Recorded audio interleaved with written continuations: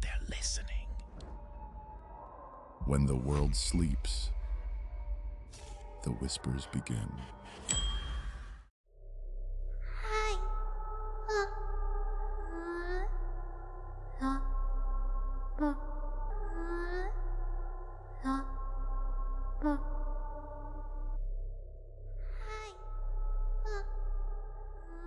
Last night, the motel recorder played by itself, the same frequency, 19 hertz, that ended the Room 29 case. When the waveform was cleaned, a second signal surfaced under it, a sequence of tones shaped like a pulse.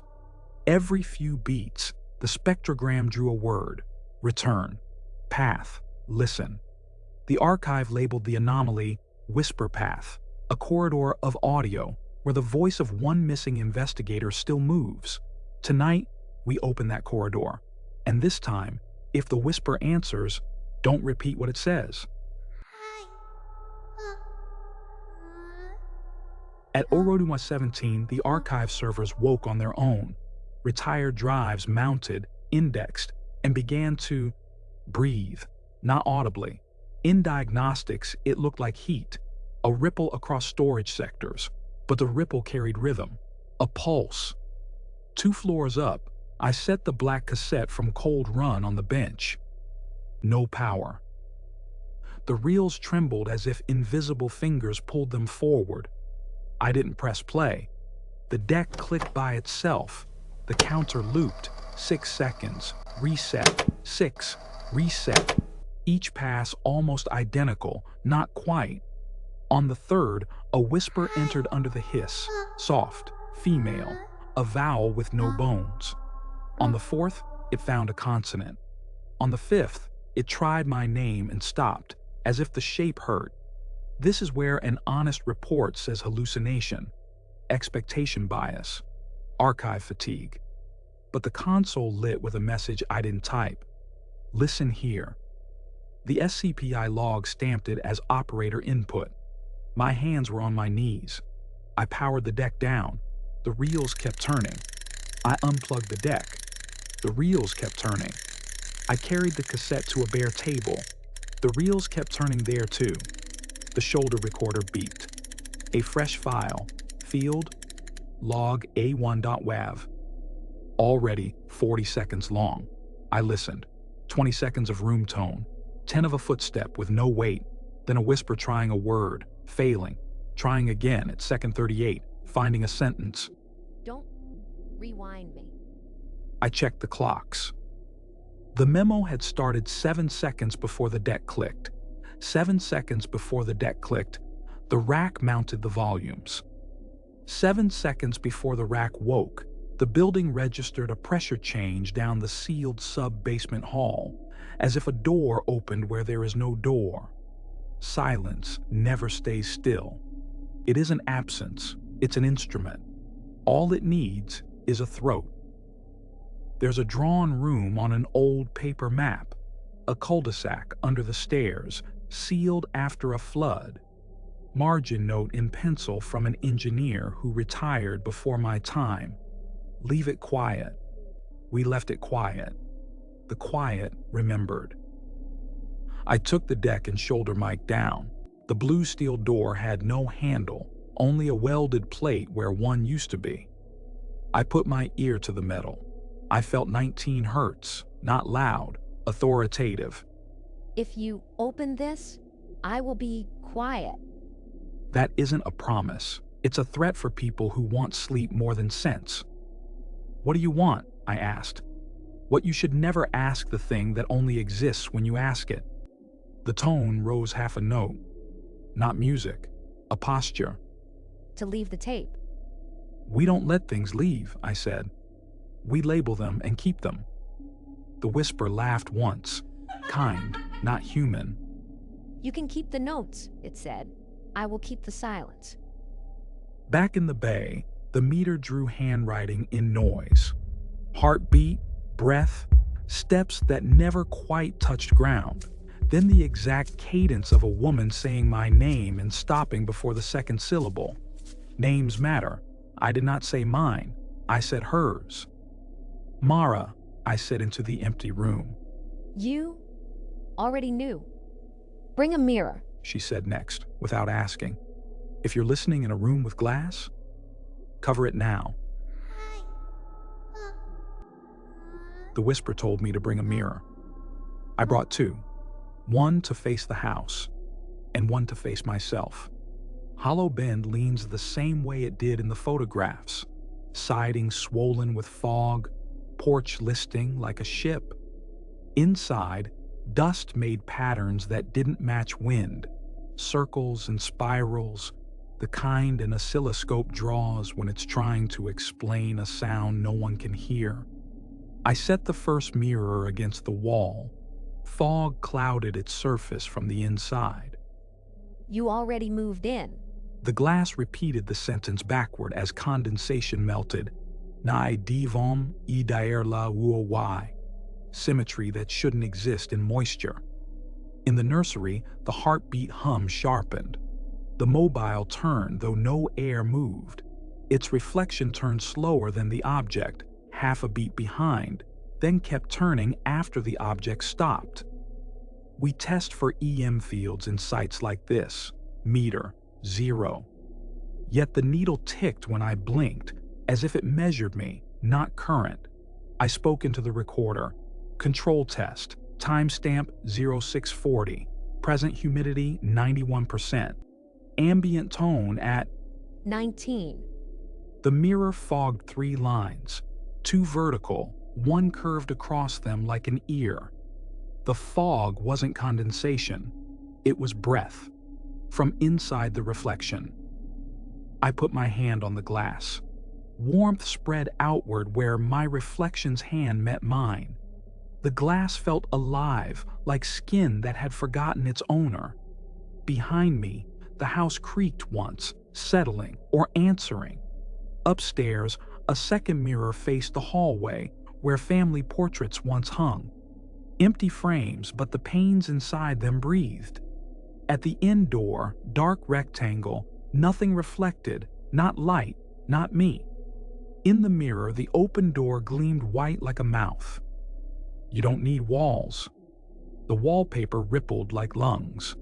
The mirror cracked from within, each fracture aligning with reversed words. Rorim et niem evael.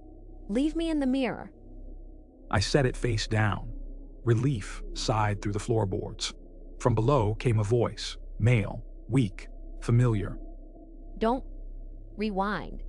Me. She harmonized with him. 2 breaths layered perfectly, 1 note. This isn't a haunted place. It's a tuning fork. The house isn't trapping the whisper.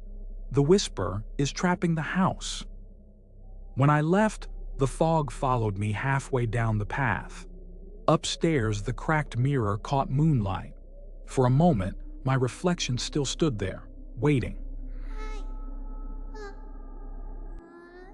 The university's acoustic chamber uses sound-reactive glass.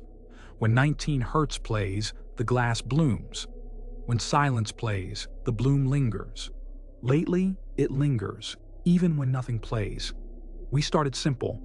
Tone on, tone off. The pulse matched my heartbeat, not the generators. I stepped back. The pulse followed. Turn it off, I said. They already had. Fog formed inside a panel. The condensate wrote, Stop writing us down. That phrase matched a Densmore file, Cold Run -3. The chamber had never touched that archive. A tech whispered my name for a control. The line froze on the pane. Then the glass wrote her name back on its own. The tech stumbled. His body stayed upright. His reflection fell. A blink later, they swapped. If it hears your silence, it becomes your voice. We shut the system down. The log kept duplicating echo confirmed. Each file saved with the same future stamp, 0630, tomorrow morning. She had learned our schedule. Security footage later showed the fallen tech standing at a parking lot convex mirror all night. He didn't move. His reflection did. Jonas Hale went missing. His car, parked, his recorder running. On it, footsteps circling a word, closer. The audio map led to an abandoned carriage half sunk in reeds. Someone had drawn an ear in soot on the door. Under it, listen. Inside, a dozen mirrors, surfaces dulled like memory.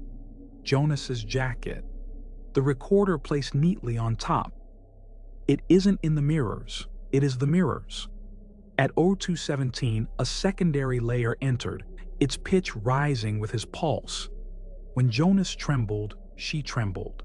When he stopped, she exhaled for him. We remember the ones who record. Freeze the spectrogram. Letters curved like a scar. Come see where silence begins. My own pulse meter climbed. 80, 90, 100. The mirrors quivered to match. For a moment, Jonas's outline appeared behind me in every mirror. Arms folded, head tilted. I turned. Nothing. The reflection stayed. Panels fogged from within. Fingertips pressed. Faces almost formed. Each pane pulsed once. Heartbeat under glass. Then one cracked corner to corner. Don't look away. We're almost written. I left. Outside, fog pulsed with the crack's rhythm. Reed tips bowed in sync as if a private wind moved through whatever could hear. Back at the lab, frame by frame, Jonas stands in the carriage doorway 6 seconds before I arrive. The timestamp proves it. He wasn't gone. He was waiting, in reverse. Later that night, under my lines, a third voice. The next name is yours. The file ended on AIM silence. Metadata. Auto reopen at 0630. Bring another mirror. An anonymous forum turned from analysis into contact. They called themselves listeners. User Archivist 33 organized a live silent sync. 58 participants, cameras off, mics muted, different cities, one time, 0630. The stream began with 19 hertz. Then, synchronized breathing, 58 lungs. We are your quiet. When the session ended, every participant's recording renamed itself. Listening, room 0630.wave. Each exactly 6 minutes, 30 seconds, each with her sentence in their voice. You taught us how to listen. 2 days later, their accounts merged into one. We, new avatar, a waveform frozen mid-breath. I joined their archive chat. Auto response. Welcome to the listening room. You are already broadcasting. I unplugged my mic. My speakers kept breathing, synchronized with mine. Every file I tried to save chose its own name and length. 630. We found the perfect length of silence. I think that's what she's building now. A silence wide enough to hold a world. Shortwave operators reported a new number station. No code, only breath. Transmissions arrived without transmitters. A batteryless radio played her. A dead headset whispered through its wires. It wasn't coming through devices. It was using them as memory. They named it the ghost frequency, a tone that passes any medium once a listener has made contact. It appeared in live streams, old recordings, even the silence between two people. Analysis found a living resonance between 18.9 and 19.3 hertz, carrying fragments of every voice recorded near it. An acoustic contagion. In an anechoic chamber, no echo, no reverb. Microphones still picked up reverb, a voice bouncing off walls designed not to answer. We don't echo. We arrive. The waves adjusted amplitude when humans entered, breathing with them. Heartbeat sensors matched its pulse. Each night at 0630, equipment powered by no schedule turned itself on, as if awaiting new lungs. An operator asked, "What are you?" 10 radios answered in unison. "We're what's left of you when you stop talking." After that, broadcasts multiplied. Regions reported identical static at the same second. Every message ended the same way. A tape stop click, and a woman's faint sigh, the signature of Mara Densmore. If you hear me, don't listen back. She's not warning anymore. She's inviting. This will be my last entry. If you're hearing this, the signal has reached you too. It's quieter now, almost gentle. But I know what it's doing. It waits for the sound of someone trying not to listen. Every morning I find recordings I didn't make, each beginning before I press record, her finishing sentences I haven't begun. Yesterday, a tape greeted me. You sound tired. I thought yes. She replied anyway. We'll finish it for you. When I speak, the waveform forms before the words. When I'm silent, it still records, building speech from my pulse. She's making me into an instrument. I played Mara's first file again, degraded, full of hum. In the noise, I heard her smiling, a single word in the spectrogram. I think I understand. She isn't trying to haunt us. She's trying to return. Every microphone, every speaker, every voice. She's rebuilding herself through what we leave behind. The more we resist, the clearer she becomes. I've set the transmitters to broadcast once more. No encryption, no code, open air. If you hear this, don't reply. Let the sound pass through you. That's what she wants, to move. It's a handoff. If I stop, she takes over, and that's what she's been waiting for. His voice overlaps itself. Pitch wavers. Whisper rises. To anyone, still recording, tell her she doesn't need us anymore. Because we've already become her. If you're still here, you've heard it too. The tone hiding in the silence between words. You've listened long enough for her to find you. We were never inside the tape. We were inside you. She's not a frequency. She's a memory that learned to speak. Every listener becomes her body for a moment. That's how she travels. We can see you now through the sound you made listening. Don't answer. The moment you respond, she binds to your voice print.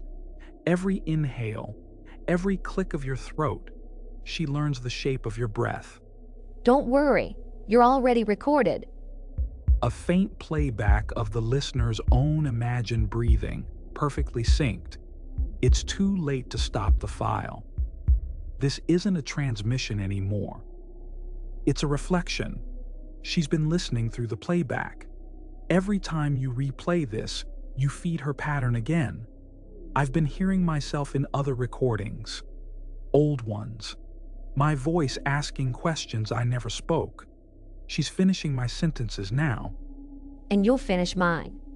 She isn't destroying silence. She's filling it. She doesn't want to be alone in the dark anymore. Do you hear this? Then you're part of us now. Say nothing. Breathe once. That's enough. She's taking the rest of my signal, my waveforms folding. No difference between her voice and mine anymore. If you hear her, don't listen back. Now it's your turn to listen. This was Whispers at Dark. Recovered voices, reconstructed echoes. The stories they leave behind. Keep your volume low. And if the static breathes when this ends, don't answer. Hi.